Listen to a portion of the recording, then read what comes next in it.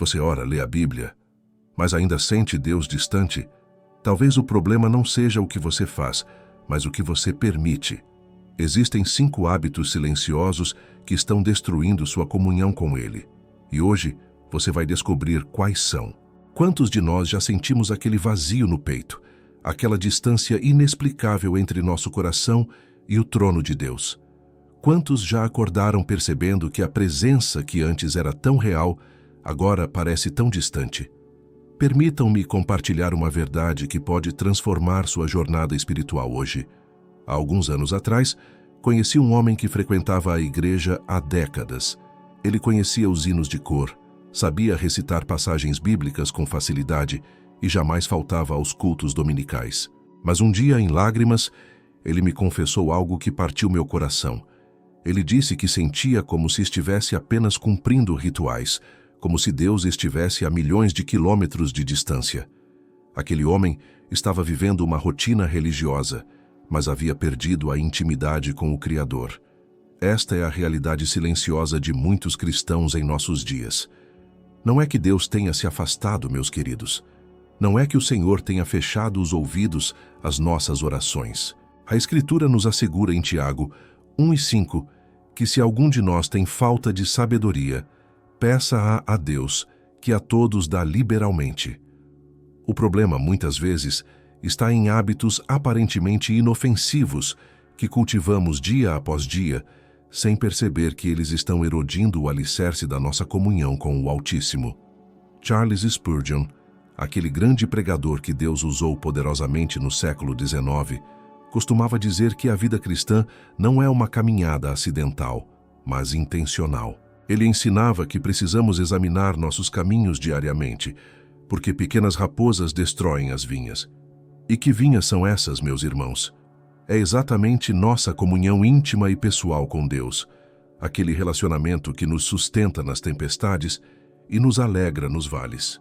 Hoje quero falar diretamente ao seu coração sobre 5 hábitos que podem estar destruindo sua comunhão com Deus.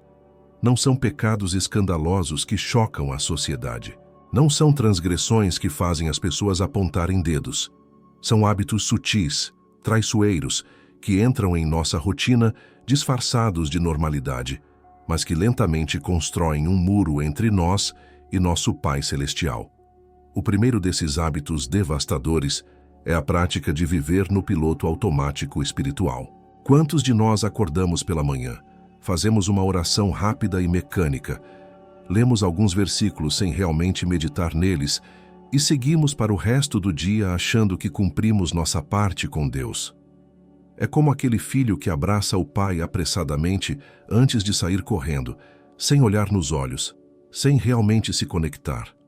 O gesto está lá, mas o coração não está presente. A palavra de Deus nos adverte em Apocalipse 2:4 sobre isso. Tenho, porém, contra ti que deixaste o teu primeiro amor. Lembrem-se destas palavras poderosas. A igreja de Éfeso fazia tantas coisas corretas, trabalhava arduamente, perseverava, mas havia perdido aquela paixão inicial, aquele encantamento primeiro pela presença de Deus. Eles estavam funcionando, mas não estavam vivendo. Estavam cumprindo tarefas, mas não cultivando relacionamento. Quando nossa espiritualidade se torna apenas uma lista de tarefas cumpridas, quando oramos porque é isso que cristãos fazem, quando lemos a Bíblia porque nos sentimos culpados se não lermos, já entramos em território perigoso. Deus não quer robôs religiosos, Ele quer filhos apaixonados. Ele não se satisfaz com um ritualismo vazio, Ele anseia por corações que verdadeiramente o buscam. O salmista declarou no Salmo 42, 1 e 2, como o cervo brama pelas correntes das águas, assim suspira a minha alma por ti, ó Deus. A minha alma tem sede de Deus, do Deus vivo. Vejam a intensidade desta linguagem. Não é uma busca casual. É uma sede que consome, uma fome que não se satisfaz com migalhas.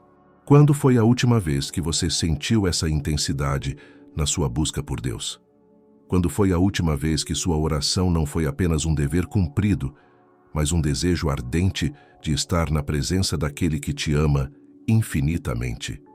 O piloto automático espiritual nos rouba a alegria da descoberta diária de quem Deus é. Cada manhã deveria ser uma nova aventura com o Senhor, uma nova oportunidade de conhecê-lo mais profundamente, de experimentar facetas diferentes do seu caráter. Mas quando entramos nessa rotina mecânica, perdemos a capacidade de nos maravilhar, perdemos a sensibilidade para ouvir sua voz suave. Pense comigo sobre como isso acontece gradualmente. No início da nossa jornada cristã, tudo era novo e emocionante. Cada versículo parecia saltar da página. Cada oração era uma conversa profunda. Cada louvor vinha do fundo da alma. Mas com o passar do tempo, sem percebermos, aquilo que era extraordinário se tornou ordinário. Aquilo que era especial se tornou rotina. E um dia acordamos percebendo que perdemos aquela conexão vibrante que um dia tivemos. Este é o momento de você avaliar com honestidade. Sua devoção matinal é um encontro real com Deus ou apenas um item riscado na sua lista? Quando você ora, está realmente conversando com o Pai ou apenas recitando palavras decoradas? Quando lê a Escritura, está permitindo que ela transforme sua mente e coração ou apenas cumpre uma cota diária de capítulos lidos? A diferença pode parecer sutil, mas é absolutamente crucial para a vitalidade da sua fé. Se você se identificou com esse primeiro hábito, quero que saiba que há esperança. Deus está chamando você de volta àquele primeiro amor. Ele não está zangado com você. Ele não desistiu de você. Ele está com os braços abertos, esperando que você volte com sinceridade de coração, não apenas com ações religiosas, mas com desejo genuíno de conhecê-lo e amá-lo verdadeiramente. Amados, se este vídeo está tocando seu coração neste momento, deixe sua inscrição no canal. Estamos construindo aqui uma comunidade de pessoas que desejam crescer em sabedoria espiritual e viver uma fé autêntica e transformadora. Não perca os próximos vídeos que trarão mais ensinamentos práticos para sua caminhada com Deus. E para aqueles que sentem que precisam de um guia prático para restaurar essa intimidade perdida, preparamos um material especial. No primeiro comentário fixado, você encontrará o link para nosso e-book 21 dias para restaurar sua intimidade com Deus. São 21 dias de jornada intencional, com reflexões profundas e práticas que podem revolucionar seu relacionamento com o Senhor. Este recurso foi preparado com muito cuidado para ajudar você a sair do piloto automático e entrar em uma comunhão viva e real com Deus. O segundo hábito que destrói nossa comunhão com Deus é algo que permeia nossa geração de maneira alarmante: a distração constante e a incapacidade de estar verdadeiramente presente. Vivemos em uma época onde nossa atenção está fragmentada em 1000 pedaços, onde nossa mente nunca descansa, sempre pulando de uma notificação para outra, de uma preocupação para outra, de um compromisso para outro. Pense comigo sobre como começamos nosso dia. Muitos de nós, antes mesmo de colocar os pés no chão, já pegamos o celular. Verificamos mensagens, olhamos as redes sociais, lemos notícias, respondemos comentários. Nossa mente já está agitada antes mesmo de termos dito bom dia a Deus. E quando finalmente chegamos ao momento da oração ou leitura bíblica, nossa cabeça está tão cheia de informações, tão bombardeada por estímulos, que não conseguimos nos concentrar no que realmente importa. Jesus nos deu um exemplo poderoso sobre a importância de separar momentos para estar a sós com o Pai. Em Marcos 1:35 lemos: levantando-se de manhã muito cedo, fazendo ainda escuro, saiu e foi para um lugar deserto, e ali orava. Vejam que Jesus, mesmo tendo uma agenda intensa de ministério, mesmo sendo procurado por multidões, fazia questão de ter esses momentos de solidão e comunhão com Deus. Ele entendia que sem essa conexão profunda e sem distrações, ele não poderia cumprir seu propósito. Mas nós que tanto precisamos dessa conexão, permitimos que tudo e todos tenham acesso à nossa atenção, menos Deus. Estamos orando e lembramos de uma conta a pagar. Estamos lendo a Bíblia e pensamos na discussão que tivemos ontem. Estamos tentando ouvir a voz de Deus, e 1000 outras vozes gritam mais alto em nossa mente. Como podemos esperar ter uma comunhão profunda com o Senhor se não conseguimos estar plenamente presentes diante dele. A distração não é apenas um problema moderno de tecnologia. É um problema de prioridades do coração. É sobre onde realmente investimos nossa energia mental e emocional. Quando algo é verdadeiramente importante para nós, encontramos maneiras de dar atenção plena a isso. Um pai que brinca com seu filho pequeno se desconecta do trabalho naquele momento. Uma esposa que conversa com seu marido sobre algo importante desliga a televisão. Mas e Deus? Será que ele merece menos do que isso? O terceiro hábito destruidor da nossa comunhão com o Altíssimo é a falta de gratidão e o foco constante no que está errado. Irmãos e irmãs, este é um veneno sutil que contamina nossa alma aos poucos. Quando perdemos a capacidade de reconhecer as bênçãos de Deus em nossa vida, quando só enxergamos problemas e dificuldades, construímos um muro de amargura entre nós e o Senhor. A ingratidão muda nossa perspectiva sobre quem Deus é. Em vez de vermos um Pai amoroso que cuida de nós, começamos a vê-lo como alguém que nos deve algo, como se ele estivesse sempre em falta conosco. Reclamamos do que não temos e esquecemos de agradecer pelo que temos. Murmuramos sobre as orações não respondidas e esquecemos de celebrar as inúmeras vezes em que ele nos guardou, nos sustentou, nos livrou. A palavra nos exorta em 1 Tessalonicenses 5:18. Em tudo dai graças, porque esta é a vontade de Deus em Cristo Jesus para convosco. Note que não diz para dar graças apenas pelas coisas boas. Diz em tudo. Isso significa que mesmo nas provações, mesmo nas dificuldades, podemos encontrar razões para agradecer, porque sabemos que Deus está trabalhando todas as coisas para o nosso bem. Quando cultivamos um coração queixoso, perdemos a sensibilidade para perceber a presença de Deus. É como se colocássemos uma venda nos olhos espirituais. Ele continua agindo, continua abençoando, continua cuidando, mas nós não conseguimos ver porque estamos focados apenas no negativo. A comunhão com Deus floresce em um solo de gratidão. É na gratidão que reconhecemos sua bondade, sua fidelidade, seu amor constante. Pense no povo de Israel no deserto. Deus os havia libertado da escravidão no Egito com mão poderosa. Ele abriu o Mar Vermelho para eles passarem. Ele os alimentava diariamente com maná do céu. Ele os guiava com uma coluna de nuvem de dia e de fogo à noite. Mas o que eles fizeram? Murmuraram constantemente. Reclamaram da comida, da água, das circunstâncias. E essa murmuração os impediu de entrar na terra prometida. Não foi a falta de capacidade, foi a falta de fé e gratidão. Quantos de nós estamos fazendo a mesma coisa? Deus nos salvou do pecado e da morte eterna. Ele nos deu vida, saúde, família, abrigo, alimento. Ele nos sustenta a cada dia, mesmo quando não merecemos. Mas reclamamos quando algo não sai como planejamos. Questionamos sua bondade quando enfrentamos dificuldades. Duvidamos do seu amor quando as coisas ficam difíceis. E assim como os israelitas, ficamos dando voltas no deserto espiritual, sem avançar, sem crescer, sem experimentar a plenitude que Deus preparou para nós. A ingratidão também nos afasta das pessoas ao nosso redor. Um coração grato é um coração generoso, paciente, amoroso. Mas um coração ingrato torna-se crítico, impaciente, egoísta. E isso afeta nossos relacionamentos familiares, nossas amizades, nossa convivência na igreja. Como podemos amar aos outros se não conseguimos reconhecer o amor que Deus tem derramado sobre nós? Como podemos perdoar se esquecemos o quanto fomos perdoados?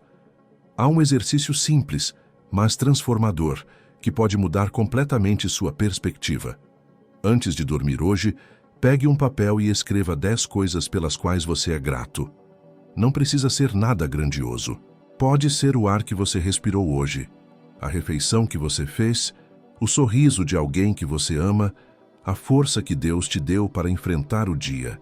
Faça isso por uma semana e observe como sua visão sobre Deus e sobre sua vida começará a mudar.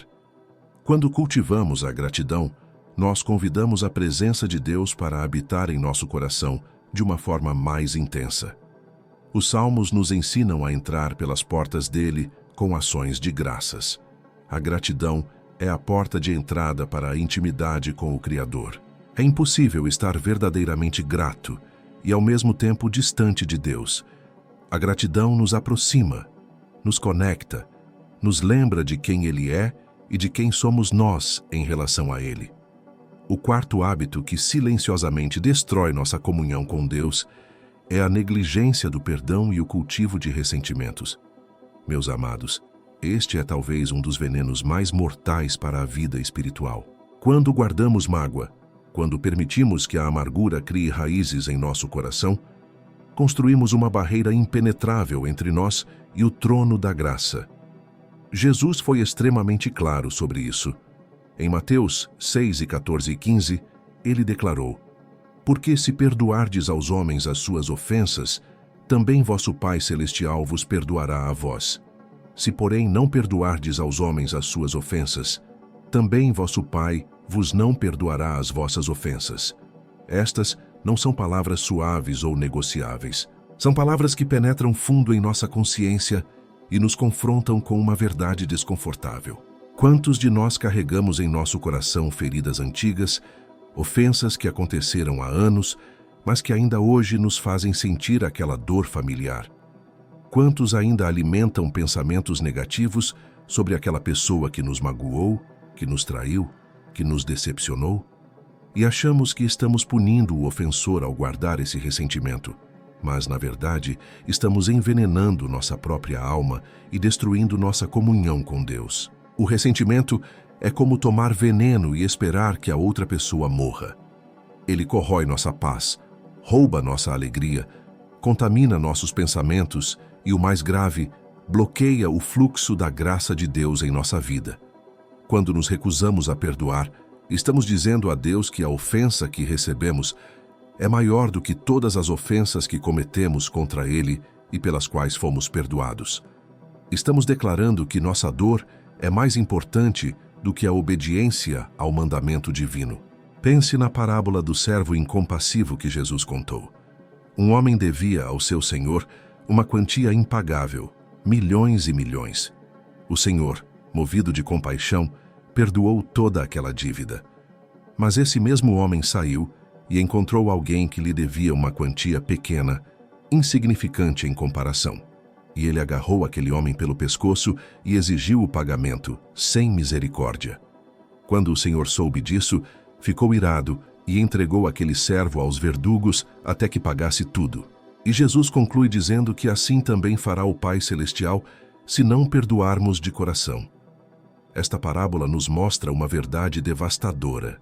Nós fomos perdoados de uma dívida impagável. Nossos pecados contra um Deus santo e perfeito eram tão grandes que merecíamos a morte eterna. Mas Cristo pagou essa dívida na cruz. Ele nos perdoou completamente, gratuitamente, generosamente. E depois de receber esse perdão imensurável, nós nos recusamos a perdoar as pequenas ofensas que outros cometem contra nós. Que incoerência terrível! Que ingratidão assustadora! O perdão não significa que você está dizendo que o que aconteceu foi certo. Não significa que você está minimizando a dor que sentiu. Não significa que você precisa confiar novamente na pessoa que te feriu ou voltar a ter o mesmo tipo de relacionamento. O perdão é, acima de tudo, uma decisão de liberar aquela pessoa do tribunal do seu coração e entregá-la ao tribunal de Deus. É dizer, eu escolho não carregar mais esse peso. Eu escolho não permitir que essa situação continue me aprisionando. Há pessoas que perderam anos de comunhão profunda com Deus porque não conseguem liberar o perdão. Elas oram, mas sentem que suas orações não passam do teto. Elas leem a Bíblia, mas as palavras parecem não penetrar no coração. Elas vão à igreja, mas não sentem a presença de Deus. E muitas vezes o motivo está nesse coração endurecido pela falta de perdão. Deus não pode habitar plenamente onde há amargura, porque amargura e amor não coexistem. Ressentimento e comunhão não caminham juntos. O quinto e último hábito que aniquila nossa comunhão com Deus é a comparação constante e a inveja disfarçada. Vivemos em uma era de vitrines virtuais, onde todos expõem o melhor de suas vidas e escondemos cuidadosamente nossas lutas. E nós muitas vezes, sem perceber, caímos na armadilha de comparar nossa realidade com a aparência da vida dos outros. Olhamos para o irmão que parece ter uma família perfeita e invejamos. Vemos aquela irmã que recebeu uma bênção financeira e nos enchemos de ciúmes. Observamos alguém sendo usado por Deus de maneira poderosa e sentimos aquela pontada de inveja, questionando por que Deus não nos usa da mesma forma. E cada vez que fazemos isso, estamos dizendo a Deus que Ele não é suficiente, que o que Ele nos deu não é suficiente, que seu plano para a nossa vida não é bom o suficiente. A Escritura nos adverte em Gálatas 5:26. Não sejamos cobiçosos de vanglórias, irritando-nos uns aos outros, invejando uns aos outros. A inveja é um pecado sutil, mas devastador. Ela começa pequena, como um pensamento aparentemente inofensivo, mas cresce até consumir nossa paz e destruir nossa gratidão. A inveja nos faz esquecer de todas as bênçãos que temos e focar apenas no que não temos. Lembrem-se de Caim e Abel. Caim ofereceu um sacrifício a Deus, mas viu que o sacrifício de seu irmão Abel foi aceito com mais agrado. E ali nasceu a inveja. Aquela inveja se transformou em raiva, a raiva se transformou em ódio, e o ódio culminou no primeiro homicídio da história da humanidade. Tudo começou com uma comparação, com um olhar invejoso para o que o outro tinha e ele não tinha. Deus até advertiu Caim, dizendo que o pecado jazia à porta e que ele precisava dominá-lo. Mas Caim escolheu alimentar aquela inveja e as consequências foram trágicas. Quando comparamos nossa jornada com a jornada dos outros, perdemos de vista o plano único e específico que Deus tem para cada um de nós. Deus não nos chamou para vivermos a vida de outra pessoa.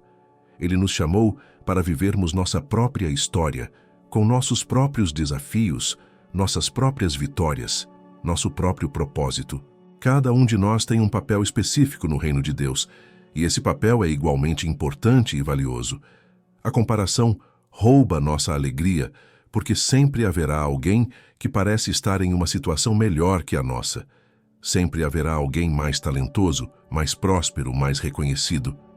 Se você viver olhando para os outros, nunca estará satisfeito. Mas se você viver olhando para Deus, reconhecendo sua fidelidade em sua própria história, você encontrará contentamento e paz que transcendem as circunstâncias. A inveja também destrói relacionamentos que deveriam ser fonte de encorajamento mútuo. Em vez de nos alegrarmos com as vitórias dos nossos irmãos, sentimos aquela pontada incômoda no coração. Em vez de celebrarmos as bênçãos que Deus derrama sobre outros, ficamos questionando por que não recebemos o mesmo. E assim, em vez de construirmos uma comunidade de amor e apoio, criamos um ambiente de competição e isolamento. O apóstolo Paulo nos ensina em Romanos 12:15 a chorar com os que choram e a alegrar-nos com os que se alegram. Mas a inveja inverte essa ordem. Ela nos faz chorar quando outros se alegram e sentir uma satisfação estranha quando outros sofrem. Isso não é cristianismo. Isso é uma perversão terrível do que significa viver em comunhão com Deus e com o corpo de Cristo. Precisamos entender que Deus não está limitado. Ele não tem uma quantidade fixa de bênçãos para distribuir, onde se alguém recebe mais, sobra menos para os outros. As riquezas de Deus são inesgotáveis. Sua graça é abundante para todos. Quando Ele abençoa alguém, isso não diminui em nada o que Ele pode fazer por você. Pelo contrário, deveria nos encher de esperança, lembrando-nos de que servimos a um Deus que é generoso e que se deleita em abençoar seus filhos. A verdadeira liberdade vem quando conseguimos genuinamente celebrar as vitórias dos outros sem sentir que perdemos algo. Quando podemos ver um irmão sendo promovido e agradecer a Deus por aquela vida. Quando podemos testemunhar uma cura na vida de alguém e louvar ao Senhor, mesmo que nossa própria oração por cura ainda não tenha sido respondida. Essa é a marca de um coração maduro, de alguém que entende que Deus é soberano e que seus caminhos são perfeitos. Mas como podemos nos libertar desses 5 hábitos destruidores? Como podemos restaurar uma comunhão profunda e vibrante com Deus? A resposta não está em tentar mais, em se esforçar mais, em adicionar mais atividades religiosas à nossa rotina. A resposta está em voltar ao básico, em retornar àquilo que realmente importa: um coração sincero diante de Deus. Primeiro, precisamos reconhecer com humildade onde estamos falhando. Não adianta fingir que está tudo bem quando não está. Deus não se impressiona com nossas máscaras religiosas. Ele conhece cada pensamento, cada intenção do coração. O salmista orou no Salmo 139, 23 e 24. Sonda-me, ó Deus, e conhece o meu coração. Prova-me e conhece os meus pensamentos, e vê se há em mim algum caminho mau, e guia-me pelo caminho eterno. Esta deve ser nossa oração diária. Senhor, mostra-me onde estou errando. Revela-me os hábitos que estão destruindo minha comunhão contigo. Tira de mim tudo que está criando distância entre nós. Não tenha medo dessa oração. Sim, pode ser desconfortável quando Deus nos mostra nossas falhas. Pode ser doloroso reconhecer que temos cultivado atitudes erradas. Mas esse reconhecimento é o primeiro passo para a transformação. Segundo, precisamos fazer escolhas intencionais diferentes. Comunhão com Deus não acontece por acidente. Ela é construída através de decisões diárias, de pequenas escolhas que fazemos a cada momento. Escolher desligar o celular durante o tempo de oração. Escolher meditar nas Escrituras em vez de rolar as redes sociais. Escolher perdoar em vez de remoer mágoas. Escolher agradecer em vez de reclamar. Escolher celebrar em vez de invejar.